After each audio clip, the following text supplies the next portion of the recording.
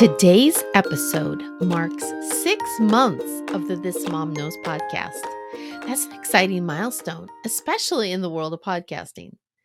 Now, 2 weeks ago, I was at the Podcast Movement Conference in Nashville, Tennessee, and some of the statistics that they shared were kind of staggering.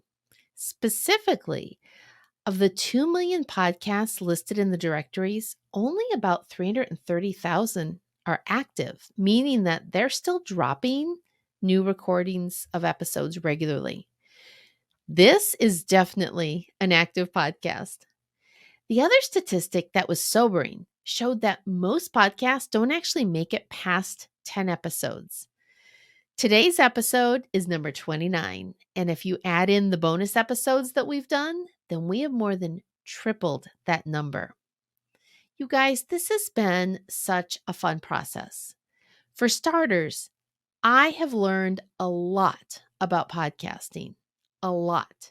A year ago, I didn't know a thing about it.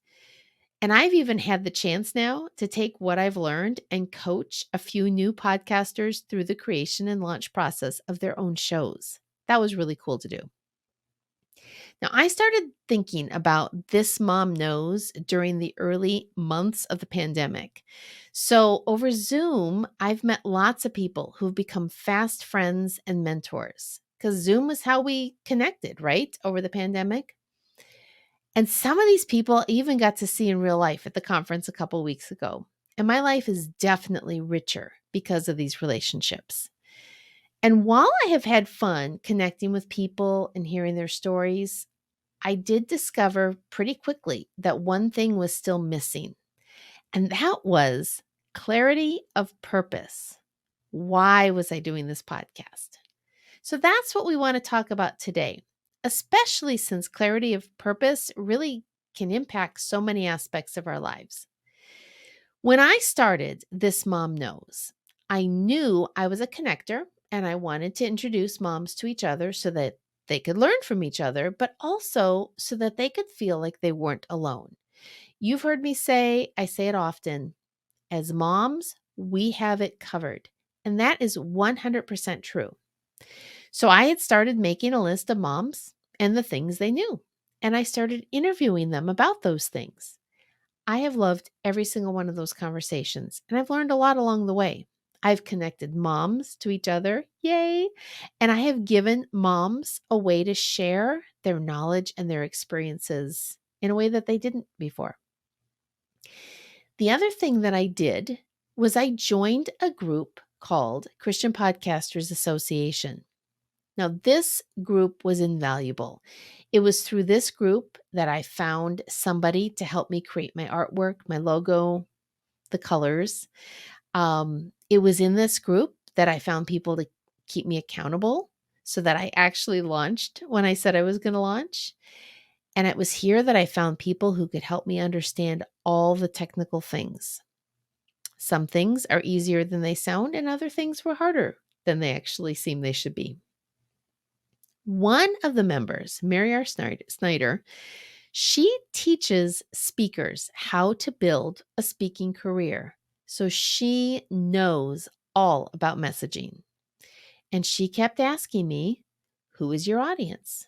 And I would answer, moms. And she would keep asking me questions, to which I struggled to really be able to articulate a reasonable answer. So I continued on thinking I had clarity when really I just had this vague, foggy idea. And it was a sense of purpose that was enough to keep me going. I've continued to interview moms about the things that they know, but as I discovered, that wasn't enough.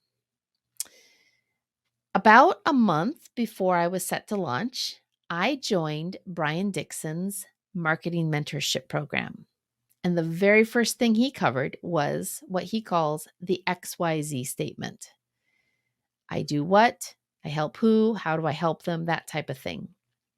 So I very confidently, I went in with mine, and I was surprised because the feedback I received was that it was too vague and it lacked clarity.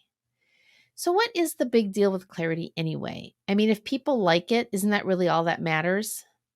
Well, people like This Mom Knows. I get great feedback on the episodes. Some people really like the ones where I get personal. Other people like the episodes where I interview someone about their skills. And other people like the episodes where I interview people about their experiences. The responses are as varied as the topics. Lots of people listen each week, but very few people listen every week. Now that's interesting. My friend, Michelle Holmes, founded Homeschool Directive, and you might remember her from episode 2, where I interviewed her. So if not, you want to go back and listen to that one. But she helps parents take on homeschooling the high school years.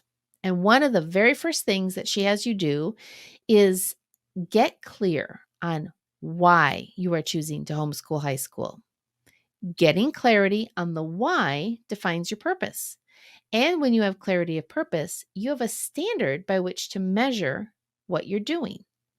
In the homeschooling world, this helps you decide if a class or a course is worth taking, if an experience is worth having, or if an opportunity is worth seizing. In the podcasting world, in this world, clarity of purpose helps me decide if something fits. From the topic to the guest, I should know almost immediately if it is something that will be helpful to you. But more than that, clarity of purpose, this is a gift to you, the listener, because it tells you exactly what we will spend our time together focusing on. So I'm just going to give you a little background perspective here. Almost 5 years ago, we had a surprise adoption that left our family reeling. And I share about this in episode 6. If you haven't heard the story, you can go back and listen to it there. Through that, I learned a lot about balancing the tasks of home with the family relationships. And so I started blogging about this. I had a blog called More Mommy Moments, but I didn't have clarity of purpose and I was all over the place. In fact, a well-known blogger did a review of my site, and her biggest feedback was that she had no idea what my purpose was or what she would find on my site. It was just too scattered. So I rebranded and I started the This Mom Knows podcast to help moms. But it still lacked clarity and purpose, as we've talked about, and it has felt all over the place. So as I've thought long and hard on how to remedy that, I knew I didn't have all the answers, but that collectively as moms, we did.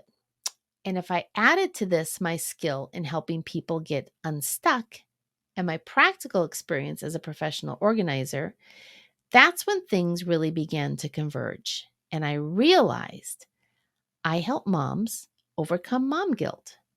That's a universal pain of moms everywhere. So moms will connect and relate to this in a way that only moms will understand. Sorry, dads. But specifically, I am leaning into this through the lens of a mompreneur. The principles will be universally relatable, but the conversations we will have and the language we will use will be specific to the mompreneur. So, what is a mompreneur? Well, I describe her as a mom who wants to have the flexibility and freedom of running her own business while raising her kids. Usually, she's the owner, having started it from scratch, growing it to produce an income while she is still at home with her kids. For the mompreneur, every business yes can feel like a parenting no, and that's when mom guilt kicks in. So I help mompreneurs find and implement systems, tools, and processes to help them eliminate distractions and focus their time so they can be their best as both mom and entrepreneur. And as a mom of 5, I understand all too well the tension between task and relationship, with that added pressure to make sure that what has to get done does get done, all without sacrificing something or someone in the process, of course. Interestingly enough, the best way to do those things, to have focus, eliminate distractions, and focus your time, is by having clarity of purpose. And as we move forward, you will see clarity of purpose both in how I serve you on this podcast and in how you learn to reduce mom guilt. You will see it reflected in the topics, the conversations, and the tools that I'll be able to offer you. When I was at Podcast Movement, I was able to answer the question, "What is your podcast about?" with the description that I just shared with you. It was clear and people understood. And that meant that I spent my conversational words actually engaging and not trying to explain.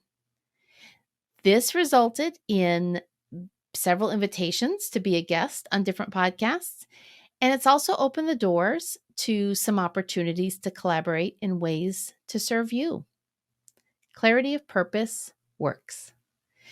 I would love to hear from you and get feedback from you on this. Specifically, how or when do you most experience mom guilt? And if you are a mompreneur, what is your business?